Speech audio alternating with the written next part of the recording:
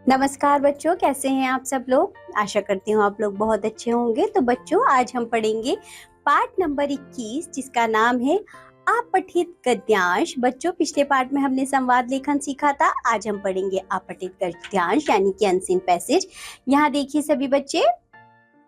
तो बच्चों, ये अनसीन पैसेज यानी कि अपठित गद्यांश क्या होते हैं? गद्य का वह अंश जो अब से पहले ना पढ़ा गया हो। अपठित का अर्थ है जो पहले कभी ना पढ़ा हो। परीक्षाओं में हिंदी के ऐसे गद्यांश दिए जाते हैं जिनका पाठ्य पुस्तकों से संबंध नहीं होता। इनसे छात्रों की बौद्धिक गहराई, पहुंच और विषय पर पकड़ की जांच की जाती है। ऐसे गद्यांशों के मूल भावों को समझने में छात्रों को बुद्धि बल से काम लेना पड़ता है।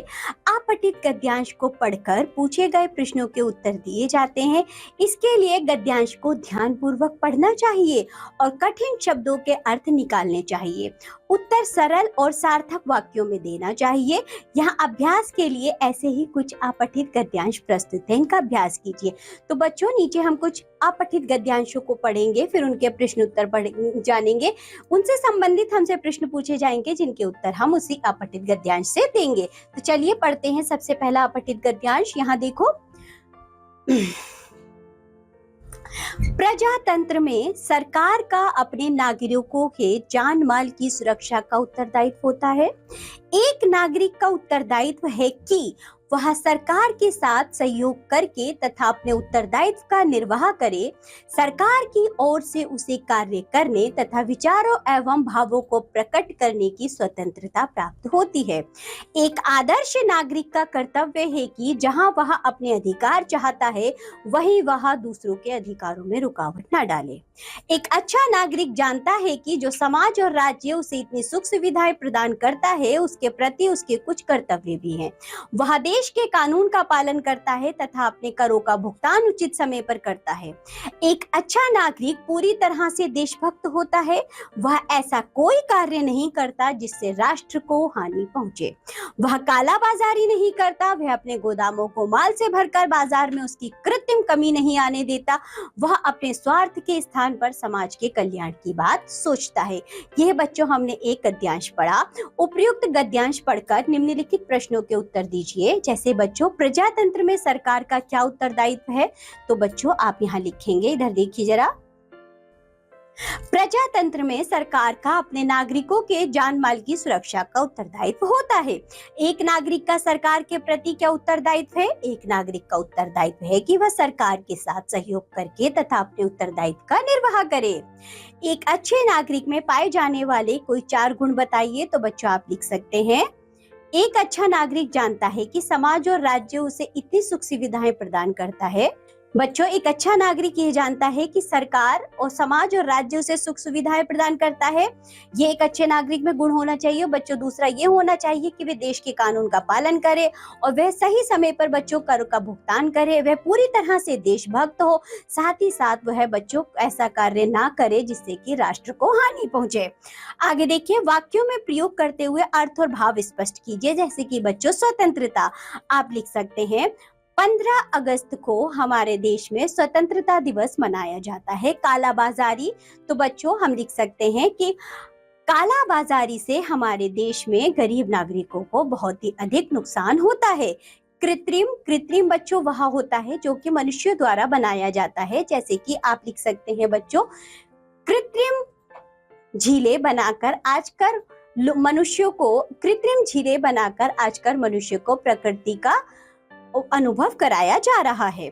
इस गद्यांश का कोई उपयुक्त शीर्षक दीजिए। तो बच्चों आप लिख सकते हैं यहाँ पर नागरिक और उसके कर्तव्य। नागरिक और प्रजातंत्र और सरकार और नागरिक के कर्तव्य, ये आप इसका शीर्षक लिख सकते हैं। चलिए आगे बढ़ते हैं। यहाँ देखो, आपको एक और गद्यांश दिया गया है। जैसे कि आज का विद्यार्थी पहले से कहीं अधिक सजग, बुद्धिमान एवं भविष्य के प्रति जागरूक है। इसी जागरूकता के साथ यदि वह व्यवहार के स्तर पर अपने आप को स्वेच्छा से अनुशासित कर ले तो सोने पे सुहागा वाली बात होगी। विद्यार्थी के लिए सबसे बड़ा अनुशासन यही हो सकता है कि वह सभी प्रकार की बेकार की बातों से दूर रहकर अपनी शिक्षा और शिक्षा जगत के प्रति आस्थावान हो जाए। यह आस्था वस्तुतः उसके अपने व्यक्तित्व के प्रति जागरूक होने का प्रतीक है। दूसरे वर्गों की अधकचरी नकल करके जाने अनजाने अपने जीवन को अनुशासनहीन बनाकर बाद में पश्चाताप करने से कोई लाभ नहीं। उपयुक्त गद्यांश के आधार पर निम्नलिखित प्रश्नों के उत्तर दीजिए। आज के विद्यार्थी में पहले की अपेक्षा क्या परिवर्तन दिखाई देता है? तो बच्चों आप लिख सकते हैं कि आज का विद्यार्थी पहले से अधिक सजग, बुद्धिमान और भविष्य के प्रति जागरूक दिखता है। स्वेच्छा से अनुशासित करने का क्या अर्थ है बच्चों? स्वेच्छा से यानी कि विद्यार्थी जो है वे अपने आप से स्वयं से अनुशासन में रहे और बच्चों वह अपने आप को इस तरह से व्यवहार करे कि वह स्वयं से बच्चों अनुशासन में रहकर सभी कार्य करे। शिक्षा के प्रति आस्थावान होने से क्या अभिप्राय है? तो बच्चों शिक्षा के प्रति आस्थावान होने से अभिप्राय यह है कि सभी बेकार की बातों से वह दूर रहे और अपने शिक्षा के प्रति ही बच्चों लगाव रखे और शिक्षा को ही बच्चों वह सबसे पहला आदर्श माने।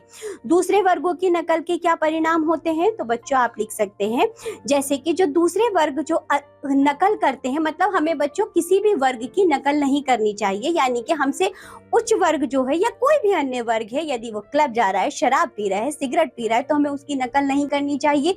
इस अधकचरे को अपने साथ नहीं लाना चाहिए। जाने अनजाने अपने जीवन को हमने अनुशासनहीन नहीं बनाना चाहिए बच्चों, ताकि हमें उसके बाद पश्चाताप ना करना पड़े। आगे देखिए, निम्न का वाक्यों में प्रयोग करते हुए अर्थ यानी कि भाव स्पष्ट कीजिए। सोने पे सुहागा। सोने पे सुहागा का अर्थ बच्चों ये होता है यदि हम कोई अच्छा कार्य करते हैं उस पर हम कोई और भी अच्छा, आप ऐसे समझ सकते हैं विद्यार्थी जीवन में अनुशासन। रोहन एक अच्छा विद्यार्थी है और ऊपर से वह अनुशासन में भी रहता है, ये तो सोने पे सुहागे वाली बात है। आस्थावान होना हमें सदा अपने शिक्षा के प्रति आस्थावान बने रहना चाहिए। आगे बढ़ते हैं, इस गद्यांश का कोई उपयुक्त शीर्षक दीजिए। तो बच्चों आप लिख सकते हैं, तो बच्चों यहाँ देखिए आपको एक और गद्यांश दिया गया है, जैसे कि आइए से पढ़ते हैं। वन पर्यावरण के अति महत्वपूर्ण अंग है। ये हमें लकड़ियां प्रदान करते हैं। लकड़ियां ईंधन और अनेक प्रकार के सामान बनाने में काम आती हैं। वनों से हमें जड़ी बूटियां मिलती हैं जिनसे अनेक प्रकार की औषधियां तैयार होती हैं। वन पशु पक्षियों के प्रमुख आश्रय स्थल है। पशुओं से प्राप्त लाभ यहाँ गिनवाने की आवश्यकता नहीं है। आज उनका अनेक क्षेत्रों में महत्व बना हुआ है। अब आप ही देखिए कि गांव नगर बसाने के लिए मनुष्य ने पेड़ पौधों की अंधाधुंध कटाई की है। इससे वनों का विनाश हुआ। धरती वन रहित होने पर तेज आंधियां चली क्योंकि उनके मार्ग में रुकावट डालने वाले पेड़ पौधे नहीं रहे। वनों के कटने से उनके तेल की मिट्टी कटने लगी और कृषि संबंधी अनेक समस्याएं उत्पन्न हो गईं। तो बच्चों इससे संबंधित जो प्रश्न पूछे गए हैं उनके उत्तर आप खुद से करेंगे।